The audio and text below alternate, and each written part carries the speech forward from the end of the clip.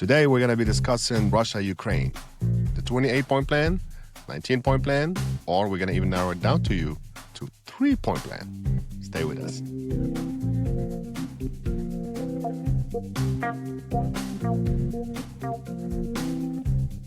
Are you ready? We're trying to get a smile in a time of war, just like Mr. Robin Williams did in the movie Good Morning Vietnam, the what a movie.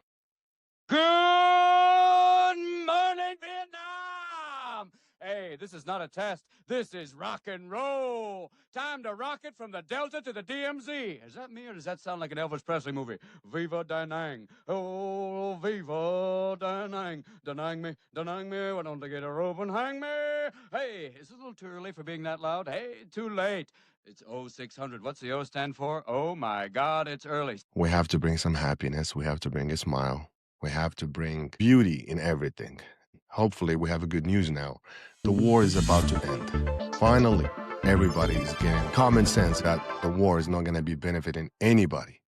And atrocities of war, the price of war is way higher than any benefit that we can accomplish. So finally, we're getting there. So we have the 28-point peace plan. We're not even going to go through it piece by piece, word by word, sentence by sentence, letter by letter.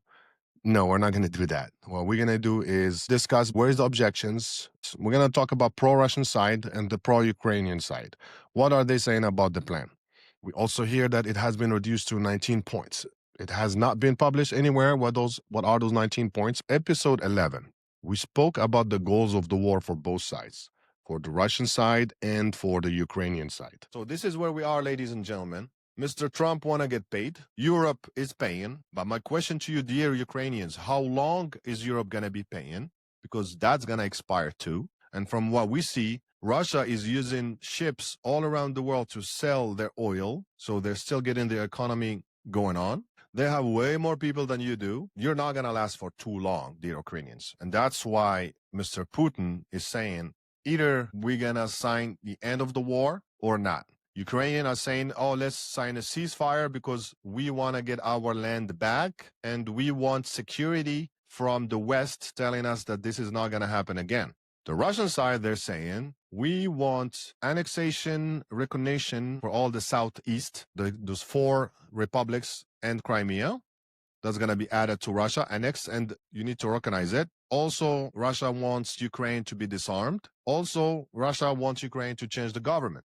We noticed back then that Russia has 3 goals and Ukraine has 2 goals. But we will get there at the end of the episode here. We'll talk about it more in details. For the 28-point plan, here are the objections that the Ukrainian side is saying. There is a land secession. We don't want to give up land. That this is touching our sovereignty, touching the NATO sovereignty. Now the NATO doesn't have the freedom to add countries. They're also referring to the Bucharest Agreement in 2008. Those are the objections mainly from the Ukrainian side. And after they consulted with the European side, they all concluded that there are a few things that we need to adjust here. For example, we need to adjust giving up the land secession. We need to adjust the fact that Ukraine need to stay neutral. Ukraine need to have military limits. So those are the 3 points that Europe are saying that we need to kind of adjust it in this 28-point plan. Okay, so let's think about it. Why is Europe saying that? The European side and the Ukrainian side are saying the Russian side have lost or have injured over 1 million people. Also, the Russian economy has been dipping down. Okay? They showed that they were very brutal in their war. They showed that they're not liberators when they made some atrocities in all those cities that they left behind. So that was not a good example of a good army that can be trusted. The Ukrainian side is saying that now this is a war of drone. This was the moment Ukrainian sea drones launched their attack on a pair of oil tankers in the Black Sea, tracking their targets through the icy waters before slamming into them and self-destructing in a ball of flame. Drone attack. Drone attack. Please help. This distress call shared with NBC News by a Turkish maritime tracking site. No crew members were harmed, Turkish authorities say. The drones are called Sea Babies, and they're the size of small speedboats. Ukraine says both tankers are part of Russia's so-called Shadow Fleet, merchant ships secretly used by the Kremlin to evade Western oil sanctions. Earlier this year, we joined NATO warships tracking the Shadow Fleet. Just to give you a sense of how complicated this waterway is, we're departing from the northern coast of Poland, a NATO ally, but just a couple of miles that way is the Russian territory of Kaliningrad. Russia striking back overnight with a massive aerial bombardment of Kyiv, killing 3 people according to Ukrainian authorities and leaving around 600,000 without power as winter sets in. The escalating strikes complicating U.S. efforts to reach a deal to end the war. President Trump's top diplomatic advisors will meet Ukrainian negotiators in Florida on Sunday, a U.S. official says, before Special Envoy Steve Witkoff heads to Russia for meetings at the Kremlin next week. And President Zelensky's chief of staff was leading Ukraine's negotiating team, but he was forced to resign this week amid a $100 million corruption scandal. It's not much about the mass weapons. It's not much about even technology. It's all about the drones. That's what the Ukrainian side is saying. And the Ukrainians are very proud of their new drone industry. They keep improving them, and they are producing mass number of drones as we speak. It's almost like a sci-fi war right now. Ukraine was able to destroy 40% of Russian oil production. So that means we are doing some kind of damage to Russia. These are some negotiation cards that we can present, and hopefully we can get a good deal. Also saying that Putin cannot be trusted. I mean, what can tell us that he's going to regroup and reinvade again? From the history, that's what he did. He's been always put in those false flag operations. That's according to Europe. Let's take the example of Georgia. When they interfered, I believe that was in 2008 in Georgia. They said that was a genocide committed there. So the other side, Europe, are saying, no, actually it's the Russians who committed the genocide as an excuse to invade later. There is no evidence of no side. Every side is saying, no, we want there to liberate the people, to free the people, to help the people. Who is freeing the people, who is committing genocide? We will let the expert decide that. But that is the side of Ukraine. That's what they're saying, that we're not going to be able to trust Putin. And if we want to have real peace, the peace is not the absence of conflicts. The peace is the absence of fear of a conflict. So as long as we are fearing there could be a conflict, that means there is no peace. So what are we going to do? We're going to use the frozen Russian assets. So there is billions of dollars right now that even the interest, it's so much money. So the Ukrainians are saying, hey, we can just use that money that we can take control of. And that will help actually compensate of what we lost. Well, when you read the 28-point agreement, you're going to see that actually most of that money will be going to the U.S. because the U.S. want to get compensated the money that already spent. That's one of the venues that the U.S. will be able to do. That is through that frozen money, the interest, and how we're going to be invested. Now come the other side, the pro-Russian side. The pro-Russian side is saying, guess what, guys? Our army is voluntary army. We are not pulling people out of the street like the Ukrainians are doing. In Ukraine, the war has reached a desperate point, and now any adult man is at risk of being taken to the front lines by force. More and more videos are going viral, showing Ukrainian soldiers patrolling the streets in search of recruits. It doesn't matter if it's an 18-year-old just coming of age or a retired elderly man. If you're old enough to fight, they can take you. Amid screams and tears, men are seen being dragged away from their families in broad daylight. Some were simply walking to work. Others shopping at the market. All were forcibly loaded into military vans, headed straight to the front lines, with death almost certain. Army is by contract. So which means even if we have people that are getting injured or dying, at least is by their own will. It's not somebody that we making them enlist by force, as the Ukrainians are doing. And as a matter of fact, as we all know, the Ukrainians are running out of people. And we've seen that they've been enlisting old people, then they've been enlisting very young people, and now who knows where they are going. Dragging somebody 18-year-old from the street and putting them on the front line to die, I don't think that's a good example for an army who's about to win. That's very clear. Ukrainians, you are the underdog in these situations. You have been invaded by Russia. And we're not against the underdog, because what we want here is we want peace. We all understand that this war has been going for a while. It's a war of attrition. Many people are dying from both sides. We know that Russia have over 100 million people, 150 million, I believe. We know that Ukraine is like I believe like 40 million. So that means Ukraine will run out of people. And Mr. Putin is saying, apparently Ukraine want to go until the last Ukrainian, so we're going to stay and we're going to keep fighting because we have nothing to lose. We are winning. We're not running out of money. The military industry is very strong in Russia, making their own weapons. They have a support from North Korea, from drones from Iran, from their own allies. China is supporting them as well. So they're saying, why should we stop? Actually, this is lubricating our war machine. This is making us produce more, getting stronger. We're learning more about the war. Our soldiers are getting stronger and stronger. We're getting experience. Our technology is getting better. Now we know how to fight against the NATO. So for the Russians, they're like, we don't want to stop until we accomplish all our goals, which is the 3 goals that we mentioned at episode 11, if you remember. So the Russians are saying again that this army is voluntary army. Also, as far as the money, the corruption Ukraine is suffering from, the Russians are saying it's okay with us. It's Europe's money. It's not Ukraine money. It's not Russian money. They're just corrupting the U.S. money and Europe money.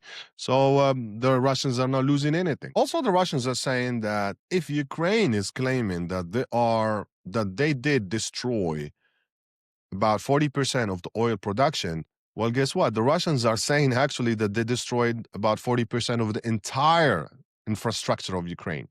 Ukrainians are going through rough time, especially in the winter, when there is no energy, when there is no heat, there is no lights. It's a serious matter. And we're talking about many winters now. So hopefully this is not going to be one of those winters. The Russians are saying also that they have a very strong military base, military industrial base. For example, the Europeans, when they go to any wars, the French, when they go to their missions in Africa, according to the news channel France 24, France 24, it stated there that they run out of ammunition within 3 months. So, which means they need American helps very soon. Within 3 months, they're going to need to reload from the U.S. And the Russians are saying, we don't have to go through that. The Russians are making their own weapons, their own equipment. They have their own technology, their own drones. Even the drones where they were behind, now they kind of making up because they are having a mass production of drones, and the technology also is getting better and better. Those are the cards that the Russians are going to be playing in Tuesday when Mr. Witkoff is going to go meet Mr. Putin in Moscow. And hopefully we're going to get to some agreement from both sides. Mr. Zelensky announces the resignation of Chief of Staff and lead negotiator, Mr. Andrei Yermak, after anti-corruption police raid his home and office. Mr. Andrei Yermak, just a few days ago, he stated that Mr. Zelensky does not have the right to give up any land. Ukraine said nitrogen 9. No land, no compromise.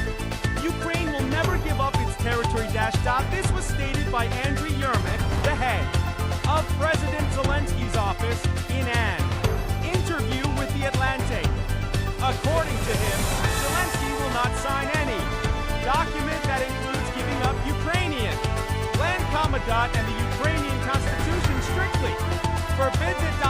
Ukraine single quotes S position is clear. No land for peace. Will Ukraine agree to these conditions? Leave your thoughts in the comments. Subscribe and like. Then after that, we see that his house been raided by the anti-corruption police. Then right after that, he is presenting his resignation. They didn't say that they found anything. Відбудеться перезавантаження Офісу Президента України. Керівник Офісу Андрій Єрмак написав заяву про відставку. Я вдячний Андрію за те, що українська позиція в переговорному треку завжди була ним представлена саме так, як і має бути. Завжди це була патріотична позиція. Але я хочу, щоб не було чуток і спекуляцій. Що стосується нового керівника Офісу, завтра я проведу консультації з тими, хто може очолити цю інституцію. Let's go back to episode 11, if you remember. We mentioned that Ukraine has 2 goals, and we mentioned that Russia has 3 goals. apparently what's going to happen, we're going to call it the Jafar Show 3-point plan. We're going to skip from 28-point plan to the 19 plan to the Jafar Show 3-point plan. 3-point plan is what? Number one, Russia will get the land. They will get more land, and it will be recognized by the international community. Dun, dun, dun, dun. Number one. Number two, the government in Ukraine will change. Yes, there will be elections very soon for the Ukrainian to change their government because it's been way overdue. And also, as we know, the accusations of corruptions. So that's number two. Remember, that's what was exactly in episode 11, Ukraine. Number three, Ukraine will not join the NATO. That's the bottom line. They're going to give them some guarantees. They're trying to go around it, saying, hey, Ukraine is not going to join the NATO, but if you attack Ukraine, it's like you attacked the NATO, so the NATO has to respond. They're trying to go around it by legal terms, which is fine. Ukraine deserves some security guarantees. Ukraine deserves not to be invaded. Ukraine deserves to work on their own internal affairs. Ukraine happened to be next to a big power, Russia. And that's what happened when you are next to those big powers and you don't even have the nuclear power. You have to act as a neutral state. That's the same thing with Mexico right next to the US. We're not going to allow any China or Russia or Venezuela or anybody to get close because it's American security. We cannot mess with that. What are the two demands that Ukraine had was to not give up any land and to get security guarantees joining the NATO. They're not going to get none of the above. So the bottom line, Russia is going to get their three wishes. Ukraine is going to get nothing. And this is what the negotiation is going to lead to. Probably Mr. Witkoff, Mr. Putin, Zelensky, Mr. Trump, and they're going to sit down and they're going to discuss the land swap. You're going to get this part, you're going to get this part. They're going to discuss probably the size of the army. They say that it was about 250,000 before the war. Now it's about 800, 600,000. They're trying to get the number. Russia is saying, how come they're going to have more than even before the war? I believe those are the workable points. It's the size of the army, but they're not going to join the NATO. And land swap, and also the investments, the money. How is the U.S. going to get their money back? All that money, the billions that we've been sending, tax dollar money sent to Ukraine. How are we going to be able to get it back? Is it through the Russian frozen assets? Is it through the Ukrainian minerals? But we are getting our money. That's what Mr. Trump is saying. So this is the situation right now in Russia, Ukraine. We hope that peace is coming very, very soon. We hope that those soldiers in both sides in the front line get some ease finally, and they're going to relax, go back to their homes. We're going to stay tuned with you. We're probably going to talk about it again once we get some concrete plan, something that we know exactly what's the plan. But on the meanwhile, thank you for joining us. Our next episode, we're going to talk about the updates in what else? Israel, Palestine. And hopefully it's going to be positive updates, and hopefully we're getting somewhere as well. It's the same issue like we spoke about it in the past, the disarmament, but we're getting some updates. Thank you for being with us, and we'll see you in the next episode. Thank you.